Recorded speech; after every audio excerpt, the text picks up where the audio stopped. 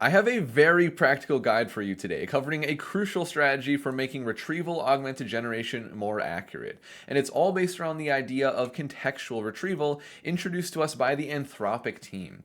And it is so important. I cannot stress enough how important it is to understand these different strategies for making RAG more accurate, because if you want to build AI agents that can really leverage external knowledge like your documents effectively, you can't just implement basic RAG. Like in N8N, I have this example here showing you what a very basic RAG AI agent looks like. And RAG is my go-to way to give external knowledge into my agents. Like in this case, I'm watching for files that are created or updated in Google Drive. That is my document source. And whenever that event happens, I'm extracting the text from that document and inserting it into my vector database. Like in this case, I'm using Neon Postgres. It could be Supabase, like I cover on my channel a lot, or Quadrant. It's just some vector database where we're storing all of the information from our documents in a way that can be searched efficiently by our AI agents. And so now my agent at the top here has a tool to perform that lookup. And so, for example, I can ask it, what is our marketing strategy? And it's going to search through all this knowledge that I have transferred from my Google Drive into the vector representations here in our knowledge base. And sure enough, we get an answer based around this fake company that I have generated by Claude. This is what all of our documents are based around. And all of this information probably is coming from the marketing strategy meeting that we have right here. And so, for example, if I scroll down, we can see that we have a community building strategy. And if I go and look at the answer here, and yep, we have a community building strategy as a part of the answer, and some names that are mentioned here that we saw in the document. So it's using this document to aid in answering our question. That's the power of RAG. But the problem is, without some additional strategies like contextual retrieval that I'll cover in a little bit, this whole process is rather inaccurate. A lot of times it's not going to retrieve the necessary information from your knowledge base so it can actually answer the question. That's the biggest problem that we see. And so we need strategies to make sure that the large language model, as it's accessing this knowledge base, really understands the information that it's retrieving, how it relates to the rest of the knowledge base that it has. And that is something that contextual retrieval gives us. So in this article, Anthropic shows us what contextual retrieval is, how to implement it, which we are going to use to build a better version of our RAG agent in N8N. And then they also show some evaluations so that we can see with data backing it up that contextual retrieval does indeed make RAG significantly more accurate.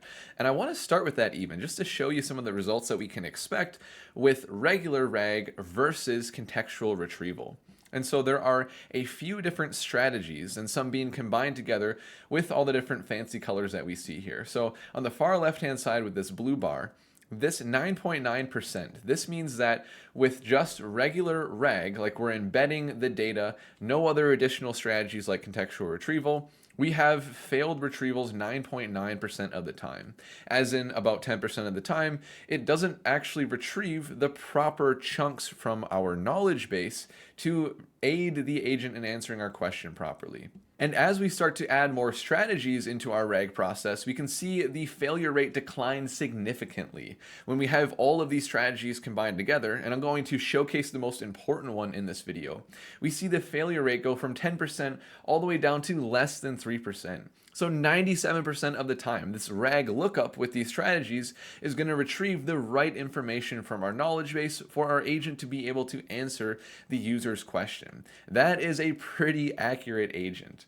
And so contextual embedding, this is the one that I want to focus on in this video, show you how to implement in N8N, and then later in Python as well. And this is really the backbone for what we see with these metrics here, all these other combinations of strategies. Contextual embedding is really the most important strategy. And so that's why I want to focus on this one with you right now. And that is what this article by Anthropic focuses on a lot. So scrolling down in this article, they start by introducing us to basic RAG, which is what we already saw in N8N. So we have our corpus of documents, like that was Google Drive in our case. When we fetch new documents from our source, we're going to chunk them, create bite-sized pieces of information for all these documents, so we aren't overwhelming the LLM when we pull information from our knowledge base. And then we use an embedding model, like we used OpenAI, to create those vector representations of the knowledge to store in our vector database, like Neon Postgres, Supabase, Quadrant, all of those vector databases. You can just use any of them. And then when we have the user query come in, we're going to embed that as well, use that to match against our knowledge base to find the most relevant chunks to aid the agent in answering our question. So that is basic RAG, like we already saw. And then when we add in contextual retrieval, we're just building on top of this process to provide some more context, to help the LLM understand what these chunks represent, how they fit with our larger knowledge base as well. So kind of helping it zoom out a little bit, which is something that RAG typically fails at because it's such a directed lookup. Sometimes you want to zoom out one layer just to have that extra context. And that is what we provide here. And so they introduce contextual retrieval. I'm just going to go right down to this diagram here to show what that looks like. So we're still going to chunk our documents like we did with basic RAG. But then for every piece of our document, every chunk, we're going to run a prompt where we're going to give it the entire document. And I'll show you what this prompt looks like.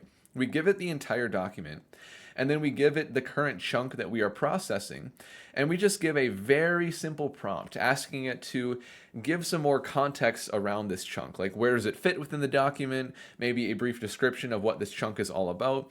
All that information just helps the LLM understand, like when it retrieves this chunk from our knowledge base, what is it supposed to do with that? Like, how is that chunk going to aid in answering the user's question?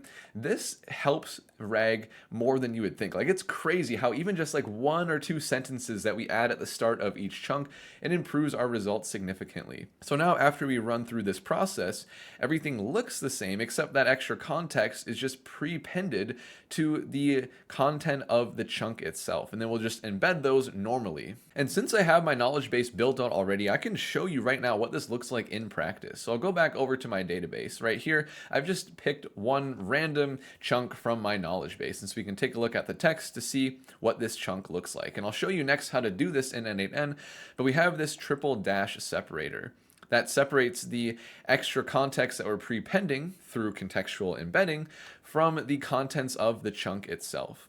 And this isn't the most useful prepended text because it is just the start of the document. We're just telling it like this is the beginning of the document with the title, version, approval status, blah, blah, blah. And then we have the content itself. But especially as we get towards the middle of the document, this extra context can be crucial because, like I said, it allows us to zoom out and see how this chunk fits in with the rest of the document. We could even give information about what comes before or after this chunk in the document so that if the agent decides to research, like perform RAG again, maybe you can alter the query to find some more information in other parts of the document. And that's just one example of how this extra context can be very, very useful to the LLM. And then it can just pull the regular content to actually aid in answering its question as well. So very, very useful. So now with that, I want to dive into how we build this out with N8N as an example for us here. Later in the video, I'll show you how I built this with Python as well. But yeah, N8N is just a great way to visualize what this looks like. And you can see that compared to basic RAG, there's not that much more here. We just have an extra LLM call, and that's most of the logic, but it's still going to, like we saw with those evaluations in the article, improve our results pretty significantly. So let me zoom in on this pipeline here. I want to show you how I built this, specifically focusing on the components that are related to contextual embedding. So we start with our Google Drive triggers here, where we're just watching every minute for any new files or updated files in this folder in Google Drive. So I have this data pinned. This is a file that I added recently.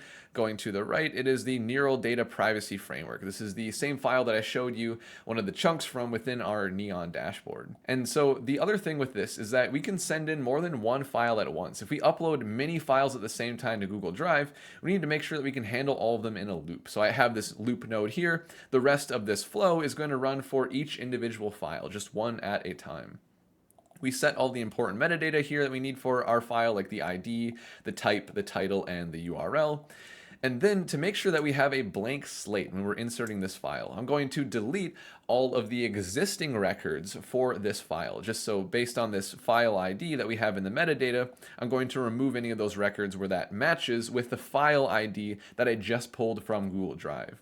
We want a blank slate. So now that when we insert in subsequent nodes here, we can guarantee that we don't have anything else left over from a previous version of the file if this whole thing was triggered from a file updated trigger. And then we're just going to download the file from Google Drive so that we can then extract the text from it.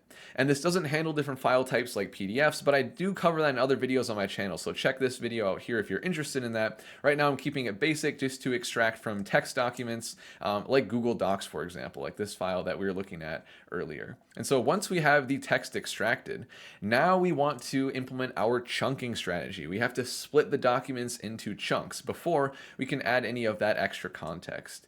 And so typically in N8N, you will just use the text splitter node. When you implement RAG, it does all of the chunking for you. But because we have to add custom information into each chunk, we need to just implement a little bit of simple custom JavaScript code here to do the chunking ourselves. And so it's a very basic chunking strategy. I didn't want to spend a lot of time making a robust one here when I want to focus on contextual embedding, but we're just splitting the document every 400 characters with no overlap. And you could adjust these parameters yourself, build out your own chunking strategy if you want to try to like respect paragraphs and sentences and things like that. That's outside of the scope of this guide here though. So we create all those chunks, and I'll even show you what that looks like. So I'm going to click on test step here. So it'll go through this entire flow based on that pinned data that I have for the Neural Data Privacy Framework document. We extracted the text after downloading it from Google Drive, and now we have our chunks. And so in this case, this document has 6 chunks. And so there was about 2,400 characters or whatever. So that's how, based on this number right here, we got 6 chunks in total for this document. And then what we want to do after an N8N is we just want to take this and turn it into a list of chunks. And so at first it just starts as a single item. So it's a single item that it itself is an array, but we want to turn them into individual items within the N8N workflow, which is what we're doing here. So just a little bit of data massaging in the workflow because we want to work with each chunk one at a time. Because now we send it into this LLM that I'm literally just copying and pasting the prompt that we saw from this article from Anthropic. And so I give it the full document. And I'm saying here is the current chunk that I'm processing. Please give a short, succinct context to situate this chunk. So literally word for word, the prompt that we had from Anthropic, I just wanted to show you that like I'm just taking their process and putting it into N8N for you. So you can see exactly how this all works. And so this is our big document that we have. Then this is the current chunk. And the biggest concern that we have here, and I want to focus on this really quickly because we want to talk about cost as well. These prompts can get pretty big, especially if your document is very large. But this is where we can take advantage of the idea of prompt caching. And they talk about this in the Anthropic article. We can use prompt caching to reduce the costs of contextual retrieval. So with OpenAI, for example, this is actually enabled by default. With other providers like Gemini and Anthropic, there's just a toggle that you can flip within your API request to enable it. Essentially what that means is when you are repeating the same tokens in a prompt over and over and over again, those tokens actually come at a reduced cost to you. So we have to spend less money when we're sending this document in for every single chunk. So we pay more for the first prompt, but then every prompt after, because this piece of data in our prompt, like everything here is not changing, we're paying a lot less. For OpenAI, it's a 50% reduced cost. And then for Anthropic, and I think Gemini as well, it's like a 90% reduced cost. And so it is a lot cheaper. And so don't worry, even though it seems like you're paying a lot more because you're sending in this entire document for every single chunk that you process, it actually is pretty affordable. And the other thing on top of this, besides just taking advantage of prompt caching, is that we can use a very small and cheap LLM to handle this part of our flow. Like I'll show you in this case that I'm using GPT 4.1 Nano. So I'm using the smallest model offered from OpenAI. It is dirt cheap. And we don't need that much reasoning power here just to add that little bit of extra context for each of our chunks. And so we do have to run 7 prompts where we are given the entire document all 7 times, but because of prompt caching and a cheaper LLM, this whole thing is not that expensive. And so you can see now for our output that each of the data points that we have here is that extra context that we're going to prepend for each chunk. And so I'll show you that now. First, we just get the values that we need here, like the chunk and the text for each of our 7 chunks. And so let me let that run here. I should have pinned the data. Let me pin the data so I don't have to rerun that every single time. So I'll pin the data for the output for this document. And then we can go into our Postgres node.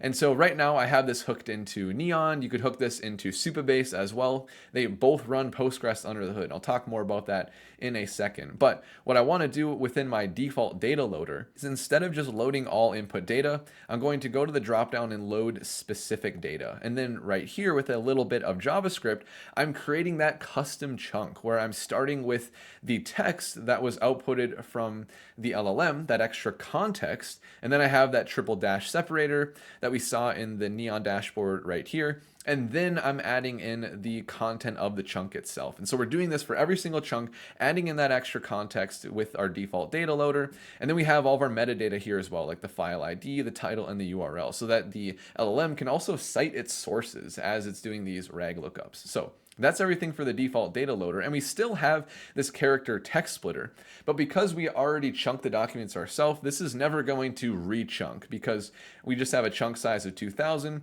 which is larger than the chunk size that we specified earlier. So this is just not really going to ever run, which is good because we have to have this here in N8N. Like, there's not a way to make the text splitter optional, but it is using the chunking that we had right here for our custom implementation.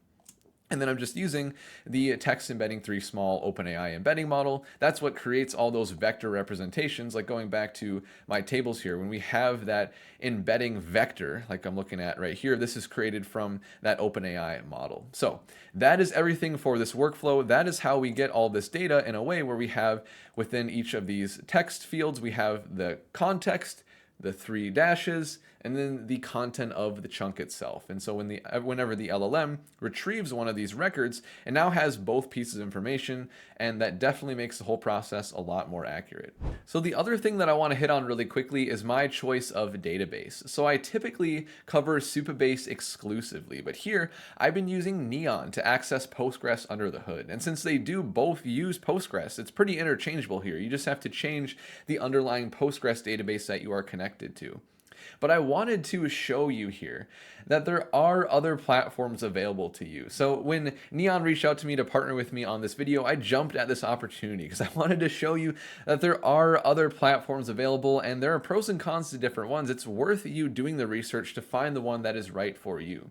And there definitely are some distinct advantages to using Neon over other platforms because it is serverless Postgres. And the biggest advantage to that is we have auto scaling. So the infrastructure for your database under the hood changes depending on the load to your database, versus with other platforms, you have to pay for a specific instance size, and then you have to manage that scaling yourself, which can definitely become a nightmare as you're scaling your application. And they have other really cool features like database branching. So you can very easily manage and test different database schema changes and different environments like dev, test, and prod. Really, really cool. And they even have an MCP server. And I've tested this out. It's very, very powerful as you're building your applications with AI coding assistants. You can, with natural language, manage your database to create new tables, manage your records, do database migrations. Very, very powerful. So that's why I've been showing them throughout this video. It's a really good platform, and just like Supabase, it's using Postgres under the hood, so it's going to be very, very familiar to you. Also, Neon literally powers V0 and Replit, and High-Key, one of the co-founders of Neon, has been contributing to Postgres for over 20 years, so it is a platform with a strong foundation. I would highly recommend checking it out if you're interested in getting your database to a point where it is very, very scalable. So that is everything for our RAG pipeline. Now we can move on to our AI agent. But I did very intentionally spend most of the time in this guide talking about what we have here at the bottom, because contextual retrieval really just happens in the RAG pipeline. The AI agent itself is still a very basic implementation of RAG. We just have a single tool to search the knowledge base. It's just now all the chunks that we get back are better because each one of them is prepended with that extra information to make them more useful to our AI agent. And so I've got a simple chat trigger here that gives us this chat in the bottom. I have the AI agent with a very simple system prompt just to get us started. And then I'm using OpenAI for the LLM, just like I am for the embedding model, but you can obviously switch all these out pretty easily in N8N for whatever provider you want to use. I've got Postgres chat memory, just like we're using Postgres to store our documents. And then within our tool for RAG, I'm using the Postgres retrieve documents tool, referencing that documents_PG table that we use in our pipeline. That's where we've been putting all of our documents as we've been chunking them and embedding them. And then I've got the description to tell my agent when and how to use this tool. And I'm limiting to the 4 most relevant chunks that it pulls from that lookup. And you can change this number to 10 or 20, something like that as well. And then the very last thing is I'm including metadata for things like the title and the URL that we added in our pipeline so that we have that extra information for our agent so it can do things like cite its sources. And then the very last thing for the embedding model, I'm just using the exact same one that we use in our pipeline. It's very important for both the agent and then also within the pipeline that you are using the same embedding model, regardless of the provider that you are using for that. So with that, let's just give it a little bit of a test now. So I'm going to exit full screen. I'm going to go into my Google Drive. Let's just pick a random document because I have each one of these ingested into our knowledge base right here. So let's just open up the quarterly report from Q1 and then we'll pick some random thing just so we can verify the answer. We'll pick something here and then we'll ask it a question that it would need to grab some component here to actually understand and answer that question. So let's say, for example, within the development process here, the progress is 72% complete. And so I could just ask it in Q1 of 2024, how close were we to finishing the neural adaptation engine? And so I don't know exactly which chunk that is within all the chunks we have in our knowledge base here, but somewhere out of one of these dozens and dozens of, or hundreds of chunks that we have that information stored. And so I'm going to go back to the agent, open up the chat, and I'll say, in Q1, how close were we to finishing the neural adaptation engine? All right, and so now we're going to use that tool. We're going to pull relevant chunks, and we'll see in a second. Well, actually, yeah, here it is. Progress is 72% completed against the 85% target. So it pulled that chunk. And then also we have what was prepended. So everything here is what we set up with contextual retrieval. This chunk details the current development status of the neural adaptation engine. Obviously, that is going to be pretty helpful to the agent to know because that literally relates directly to our question, which is sweet. So yeah, we have the progress here. I'll go back into our chat and make sure. Yeah, here we go. The NAE was 72% complete against the 85% target.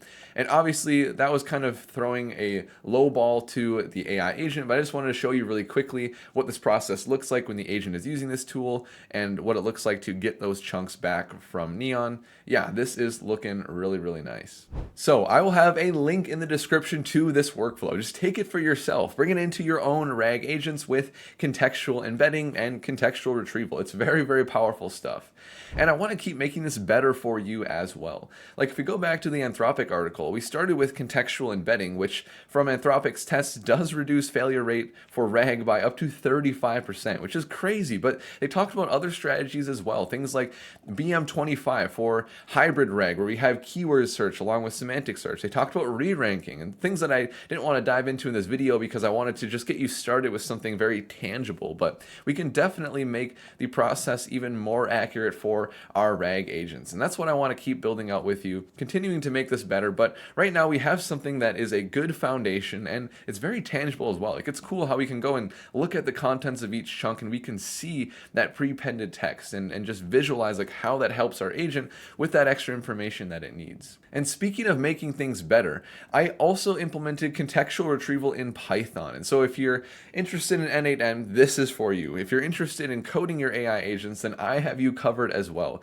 because I added contextual retrieval into my Crawl for AI RAG MCP server. So I covered this in the last video on my channel. So check out this video if you haven't yet, because this MCP server is a game changer, essentially providing your own custom knowledge base that you can build up and crawl yourself into your AI coding coding assistants and AI agents. And so I've been having a blast building this, and I'll probably even incorporate it into Archon, my AI agent builder. More on that in the other video if you want to check that out. But yeah, this is a really awesome server, and I added in contextual retrieval as well. So we are using Neon with the N8N implementation, but now for this MCP server, I'm using self-hosted Supabase. But they're both running Postgres under the hood, like we know, and clicking in, we can see that we have the same kind of setup here, the prepended text from contextual embeddings, and then the regular chunk itself, and it's the same deal for any of these rows that we click into. But now this is all built in Python instead of N8N, and you can check out all the code. This is a completely open source MCP server, so you can see that if you want. I'll just show you really quickly one of the functions here to generate the contextual embeddings. And so this takes the full document as a parameter as well as the chunk, and then we have the same prompt that we saw in N8N where we give it the document and we give it the chunk, and we're telling it to give those couple of sentences for extra context to prepend to our chunk. So we call OpenAI to do that, and then we just build up this string in the same way where we have that extra context, the triple dash separator, and then the chunk itself. And that's pretty much it in a nutshell. And there's obviously a little bit more code involved here in this utils.py script to make this all happen and add that all into our knowledge base. But you can definitely just check that out if you want. You can go to the source folder and then utils.py and dive into that if you are curious. Yeah, you could even take this code and paste it into your AI coding assistant to use it as an example for adding in contextual embedding to your RAG AI agents. So yeah, this is yet another resource for you. And I also just wanted to show you this because I am continuing to make improvements to this RAG MCP server, probably integrating it in Archon. Like I said, I've got some big plans for this. And so I'm just going to keep working on this as I cover more RAG strategies and chunking strategies and things on my channel as well. So that is everything that I have for you for now for contextual retrieval. And also, I did a workshop recently in the Dynamis AI Mastery community where I took contextual retrieval and I combined it with query expansion and agentic RAG. So creating a more powerful system, combining multiple strategies together. So if that sounds interesting to you, or if you just want to dive into a lot of these things in a lot more detail with me, definitely check out dynamis.ai. And I'll be continuing to put out more content on my channel covering RAG strategies and strategies around chunking as well. That is a super important thing that I want to hit on. So stay tuned for that. If you appreciated this video and you're looking forward to more things RAG and AI agents, I would really appreciate a like and a subscribe. And with that, I will see you in the next video.